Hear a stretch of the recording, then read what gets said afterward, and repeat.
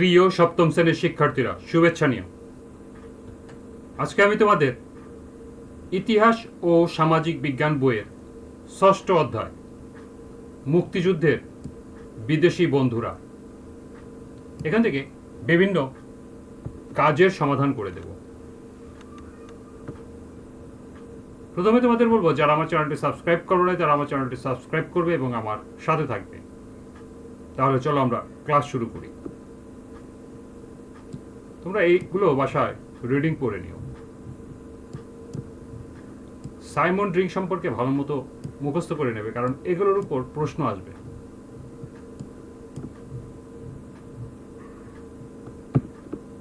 এরপরে এখানে একটি কাজের ধাপ দেওয়া আছে, এটা ভালো করে মুখস্থ করবে। প্রকল্প ভিত্তিক ধাপগুলো সম্পর্কে আমরা জেনে নিই। এখন আমরা ৮০ পৃষ্ঠার কাজের সমাধান করব। চলো আমরাও ওদের মতো করে অনুসন্ধানের মাধ্যমে যারা বিদেশি হয়ে বাংলাদেশের মুক্তিযুদ্ধের সময় আমাদের পক্ষে খুব গুরুত্বপূর্ণ কাজ করেছেন তাদের কথা জেনে নেই। এবার খুশি আপা প্রকল্পে কি কি বিষয় অন্তর্ভুক্ত হতে পারে তা তাদের আলোচনা করে বের করতে বললেন। আলোচনার মাধ্যমে তারা প্রকল্পের বিভিন্ন বিষয়ের তালিকা তৈরি করল। আনাই ও তার দলের তালিকা। এখানে 7টি বিষয় দেওয়া আছে। ১. মুক্তিযুদ্ধে বিদেশি সাংবাদিকদের ভূমিকা, গণমাধ্যম। ২. মুক্তিযুদ্ধের বিদেশি সংবাদপত্র, রেডিও, টেলিভিশনের ভূমিকা, গণমাধ্যম। ৩. শরণার্থী সমস্যা মোকাবেলায় মূল ভার বহনকারী দেশ ভারত এবং বিশ্বের অন্যান্য দেশের ভূমিকা, মানবিক সহায়তা। ৪. মুক্তিযুদ্ধের সংগঠন এবং বিজয় অর্জন পর্যন্ত তৎকালীন ভারতীয় প্রধানমন্ত্রী শ্রীমতী ইন্দিরা গান্ধীর নেতৃত্ব ও এতে দেশটির অবদান, রাজনীতি। ৫. জাতিসংঘ ও অন্যান্য বিশ্ব সংস্থার ভূমিকা, কূটনীতি। ৬. সোভিয়েত ইউনিয়ন ও অন্যান্য মিত্র দেশের ভূমিকা, কূটনীতি। ৭. শিল্পী সাহিত্যিকদের উদ্যোগ, সাংস্কৃতিক কেন্দ্র। অর্থাৎ এই 7টি বিষয়ে তোমাদেরকে অনুসন্ধানের মাধ্যমে তথ্য সংগ্রহ করে উপস্থাপন করতে হবে। আজকে আমরা ১ নম্বর বিষয়ের সমাধান দেখব। মুক্তিযুদ্ধে বিদেশি সাংবাদিকের ভূমিকা, গণমাধ্যম। তো চলো এখন আমরা ১ নংয়ের সমাধান দেখে নিই।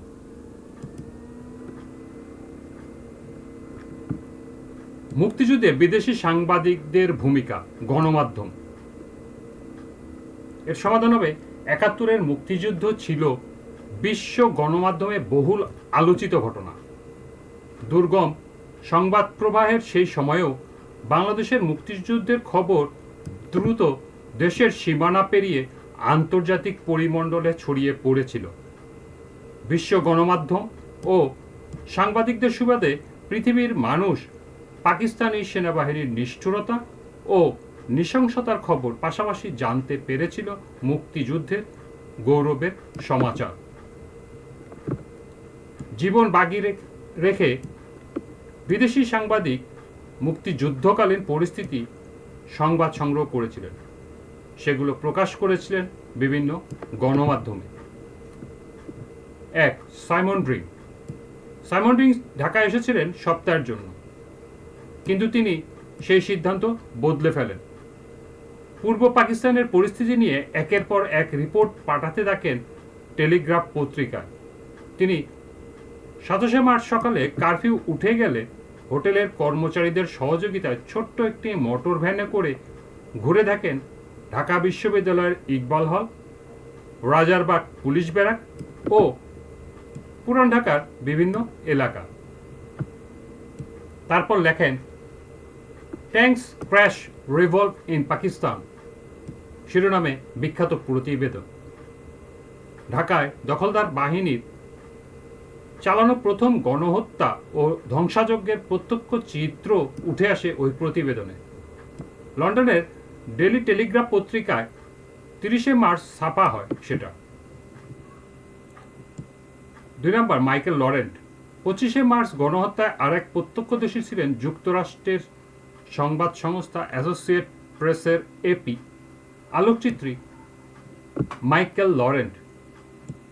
27 মার্চ সকালে 2 ঘন্টার জন্য কারফিউ উঠলে তিনি এবং সাইমন রিং একসঙ্গে বেরিয়ে পড়েন। দেখেন সড়ক, ছাত্রাবাস, বস্তি সর্বত্র ধ্বংসযজ্ঞ, লাশ পড়ে আছে ছড়িয়ে ছিটিয়ে।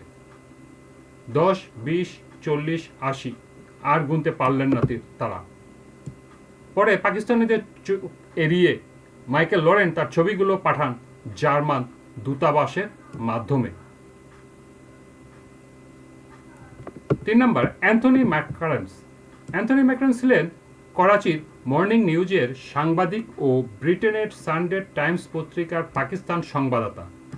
মুক্তিযুদ্ধ চলাকালে এপ্রিলের মাঝামাঝি সময় পাকিস্তান সরকার পশ্চিম পাকিস্তান থেকে 8 জন সাংবাদিককে পূর্ব বাংলায় নিয়ে আসে। করাচি ফিরে তিনি 18 মে লন্ডনে হাজির হন সানডে টাইমসের দফতরে। সেখানে পূর্ব বাংলার কমিউনিস্ট পরিস্থিতি নিয়ে একটি প্রতিবেদন লেখার আগ্রহ প্রকাশ করেন তিনি।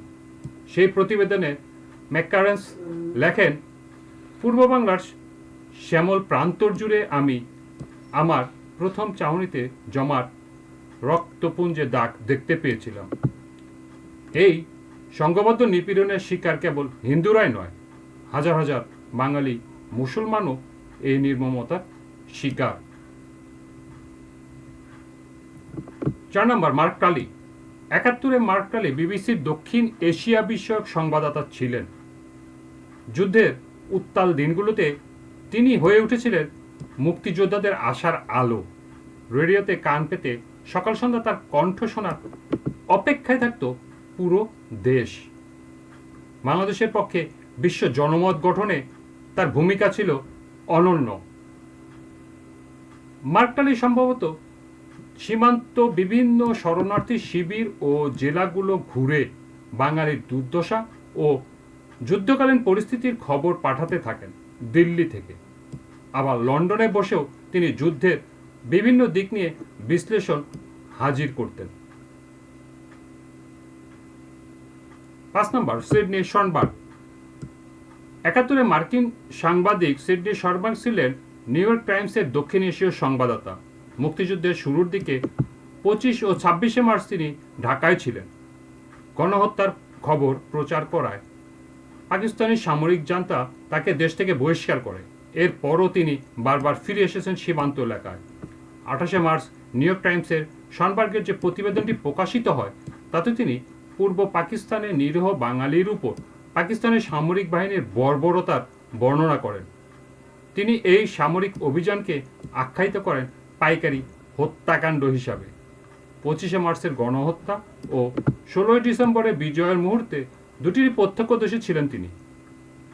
মাঝে 9 মার্চ জুড়ে নিউ ইয়র্ক টাইমস পত্রিকায় প্রকাশিত হয় তার অনেক প্রতিবেদন। পরিশেষ, মুক্তিযুদ্ধের সময় পাকিস্তানি সেনাবাহিনীর হাতে শহীদ হন অনেক সংবাদকর্মী। তারপরও অবরুদ্ধ সময় জীবন বাজি রেখে অনেক বিদেশি সাংবাদিক যুদ্ধকালীন পরিস্থিতির সংবাদ সংগ্রহ করেছিলেন, প্রকাশ করেছিলেন বিভিন্ন গণমাধ্যমে। সেসব প্রতিবেদন, আলোকচিত্র ও ভিডিও ফুটেজ কেবল বাংলাদেশের বিজয়কে ত্বরান্বিতই করেনি, সময়ের পরিক্রমায় তা হয়ে উঠেছে মুক্তিযুদ্ধের প্রামাণ্য দলিল। এই ছিল 1 নম্বর বিষয়ের সমাধান। আজকের ক্লাসটি এ পর্যন্তই। পরবর্তী ক্লাসে 2 নং বিষয়ের সমাধান দেখে নেব। সবাইকে আবারও বলছি, যারা আমার চ্যানেলটি সাবস্ক্রাইব করে না তারা আমার চ্যানেলটি সাবস্ক্রাইব করবে এবং আমার সাথে থাকবে। সবাইকে আবারও শুভেচ্ছা জানিয়ে আজকের মতো আমি এখানেই বিদায় নিচ্ছি। আল্লাহ হাফেজ।